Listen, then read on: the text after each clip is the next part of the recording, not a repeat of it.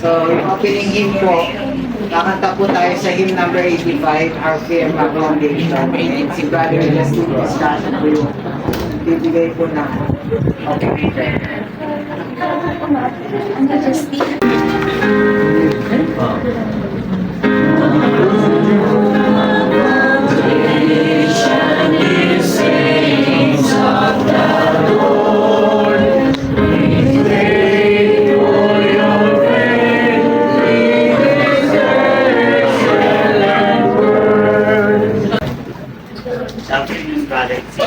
Good afternoon.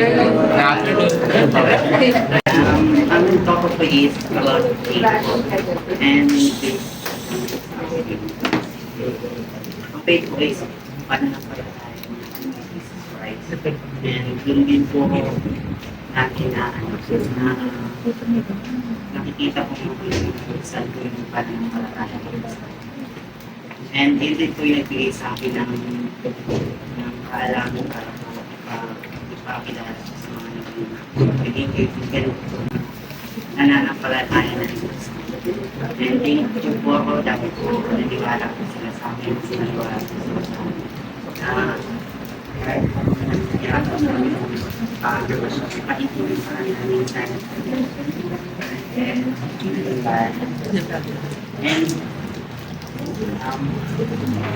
then dapat din po, yung pananampalataya rin po natin is success with Jesus Christ para po mas maging matagal at mas maging karapat-dapat po.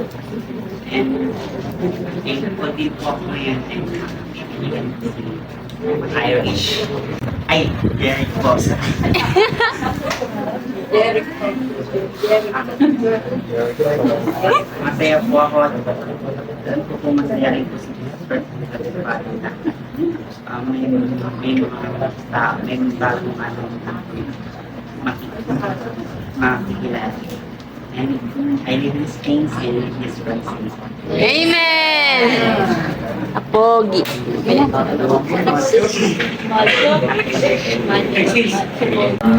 Sabi po sa 2 Nephi, chapter 31, verse 5, And now, if the Lamb of God, he being holy, should have need to be baptized by water to fulfill all righteousness, oh then, how much more need have we being as holy, baptized even by water. Sa scriptures na to is, kailangan daw natin magpabinyag sa talagang pagbibinyag ni Jesus Christ. And ito yung pinaka-importanting commandments na meron tayo. And nag-set din siya ng example doon. And through this, ito yung mga maaalis natin dito yung mga makatigas natin dito yung mga nagawa natin kasalanan sa heart ko. Yung mga previous sins na nagawa natin. And parang ito yung pinaka-best feeling na nangyayari sa atin sa buhay natin kasi pag nalagod ka na and parang dito yung event, parang iba ka na rin. Yun na yung kapag-kaliwalay para nawala lahat. Like parang you feel more happy than and less. And din sa ano na yun, information is yung Holy Ghost, which siya yung mag-guide sa'yo sa buhay. And yung ano doon, hindi lang doon yung mag-i-engine, like, hindi dahil nabaptize ka na wala ka ng kapalanan. Kasi yung kasalanan natin, ano yun eh, day by day nangyayari yan, din ang siniwas yan. We have to review dati tayo mag-repent, and dati tayo nilin ng mamagawaran sa kanya ng mga Good afternoon, brothers and sisters. Good afternoon. Thank you po sa... And I just want to share my testimony. Nung hindi pa po ako member, then ngayon ko na pinili ko. Gusto ko po sabihin na habang kino-confirm po nila brother ko, parang unti-unti ko po na-feel sa sarili ko na parang unti-unti bumabalik yung dati. Tapos parang may mga nawawalang masasamang mga bagay na na naiipon sa katawan ko.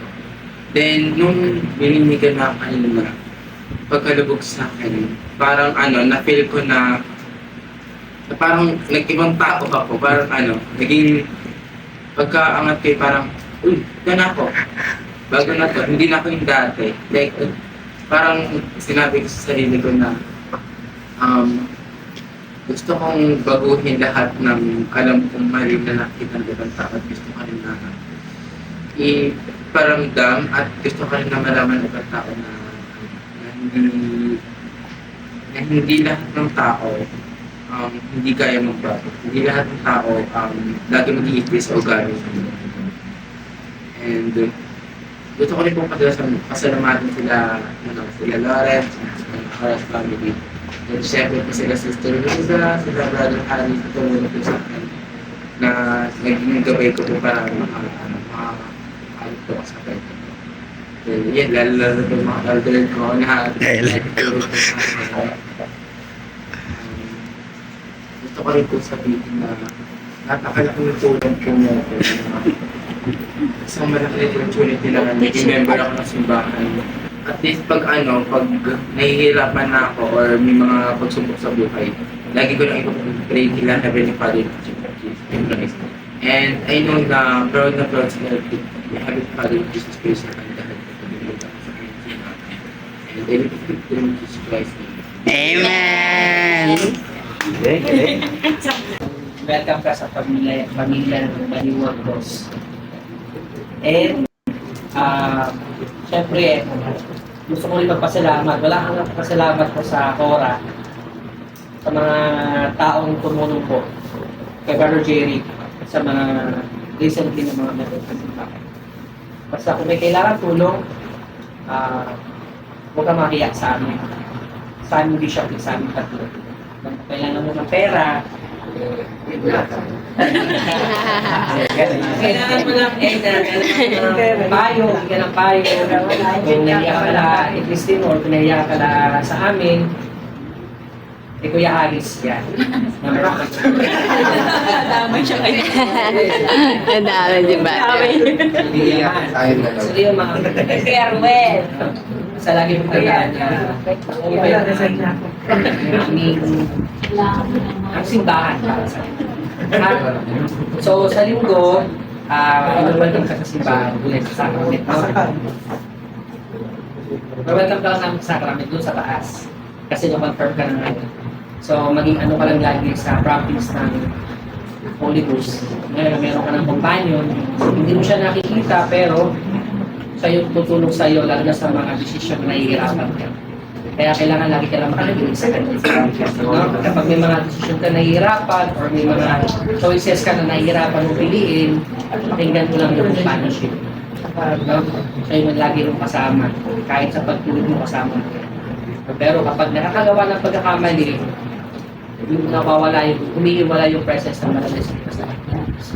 Kaya napakahalaga ng pagsisisi sa mga kasalanan. Pero lalayo pa sa kasalanan. Hindi mo lalapitan ng kasalanan. Hindi mo yayakapin ang kasalanan. No? So, just the right. So, andyan si Sister Sarah, teacher siya ng seminary. Attend ka lang ng seminary every Saturday, no? So, para mas marami kang makilalang youth. So, kilala mo naman lahat ng youth, ano?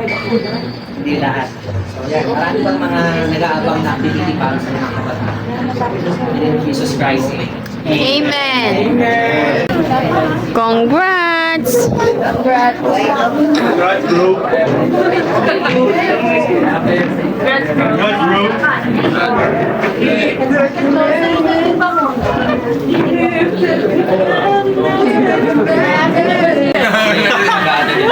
Ay, kamusta mag-isirena? Parang nasa vlog ni Ariel. Kulang yung book pa lang yan sa tempo, meron pa. Keep that. Nangayon ko lang na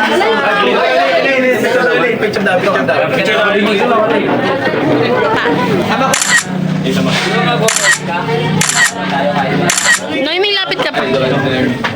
On the tree. Goods. Pinakamalinis. Ikaw daw pinakamalinis, pangalawa ko. Connected muna kami sa labas. Ayan po, behind the scene. Ayun po yung bagong binyag. Bagong binyag. Congratulations! Mapicture muna kayo, mapicture. Ano po masasabi niyo po? Ang sarap. Pagka talagang tira-tira. Uy! Uy! Banal. Banal na aso. Malinis naman. Patingin na ano malinis. Pero okay naman. So ito po guys, ngayon nandito po tayo ngayon sa Church of Jesus Christ of Latter-day. Hindi niya alam yung sabihin niya ganyan. Makikita po natin ngayon. Nagkakagulo po sila dito dahil meron po tayong kainan dito sa ating simbahan ngayon.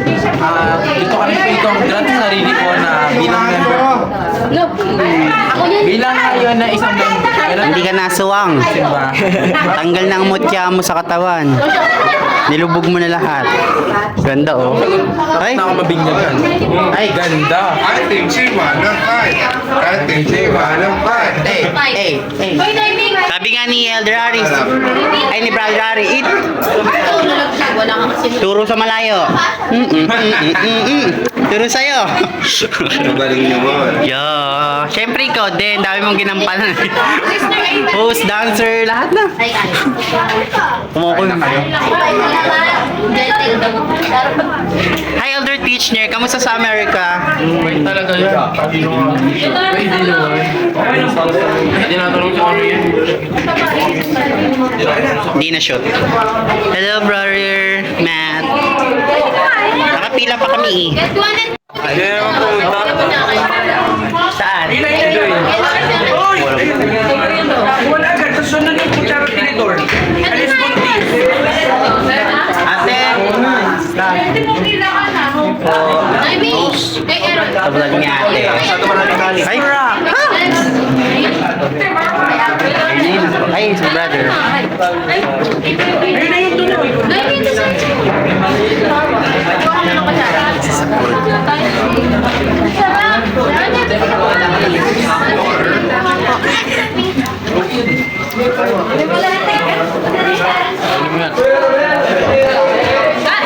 Kaya ano kayo? Vlog ni ate. Hi po, this is my mga friend. Nagkain lang po kami dito.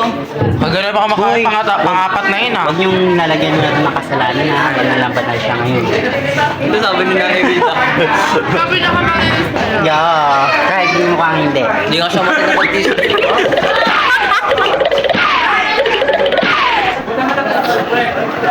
Kain mo na ako guys. Bye!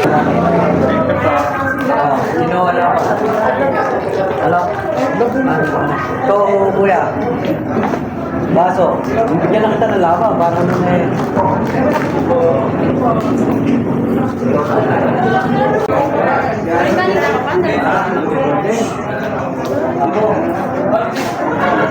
Wala ka lang makakabalik ko ng buhay. Uy! Ito palit yun, no?